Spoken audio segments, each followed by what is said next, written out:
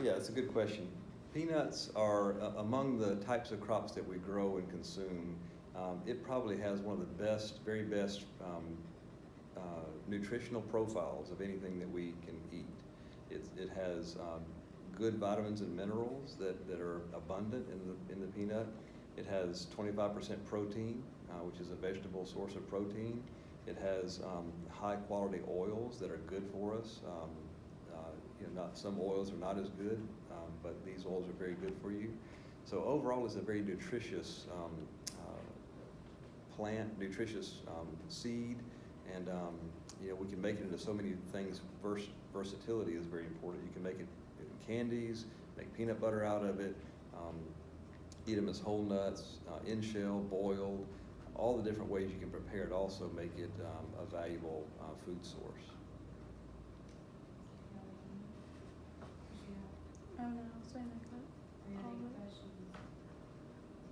I mean, I feel like the peanut myself is underutilized, but as far as like, I would say world hunger or, do you think that like, once again, it's underutilized and can be a real staple? Because like you said, it is relatively cheap, as we said, so, and it's high on these nutritional facts. Could it be a relative staple as far as like helping to, I can't think of the word. Do you know how to say it? Like, as in helping combat world hunger? Mm-hmm. Like, could it be a huge key for that or something like that? Yeah. I guess so. I do think there's potential for that. In fact, even our federal government, you may have heard of the agency called the U.S. Agency for International Development, USAID. It's the federal government agency that helps in cases where there's severe famine or needs, like during wartime or drought, when there is major need for food. And peanut is one of the things that they invest in because of its versatility. So all over Africa, peanut is grown in situations that are not very good for production, right? So the not much water, less fertility, those sorts of issues. But peanut does quite well in those areas, and the research is showing that even more promise. So yeah, I think there's potential for peanut to actually help to provide calories that wouldn't be there otherwise in developing countries. So it's true. And also there's another use of peanut for severely malnourished children you may not have heard of. It's a product that was developed in France called Plumpy Nut.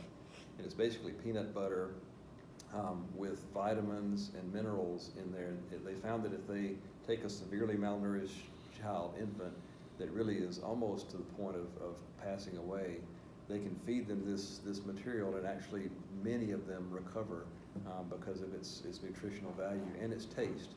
That's the other thing about peanuts. Not just is it nutritional, but it tastes good. People like to eat it. So I think I have one more, and I feel like this one's a big one that people, the general public, we battle, even FFA, we fight hard against, not saying that organic's bad, but we really fight hard against GMOs. So we'll go ahead and clear like what's going on with the peanuts in that one. I mean, That's why a lot of people are suckers for the packaging that says non-GMOs, and there's not even a GMO for this product or something like that. And that's true for peanut as well.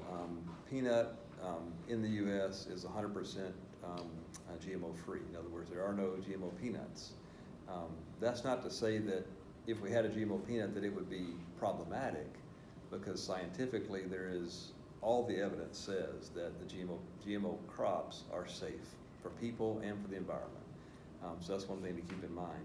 But we just have not, we in the peanut industry, because of the cost of deregulation and developing GMO traits, have not invested in those. We've maintained a traditional genetic program, developing disease resistance from the peanuts themselves, crossing different peanuts that have disease resistance with our commercial crops to make sure that we have the best possible for farmers.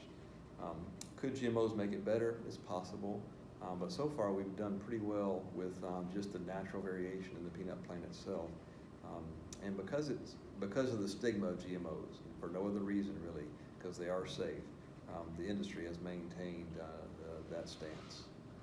I'm gonna say, so basically, you've been able to do what you have with the peanuts and create the breeds you have basically with selective breeding, which is 100% natural. It's literally just crossing one peanut with another peanut, which was our first ways of getting the breeds and everything we have these days. That's, So, yes, that's correct, yes, that's exactly what we did. anything else y'all think would be useful? Or, I mean, we got some good Yeah, stuff. that's good. I think.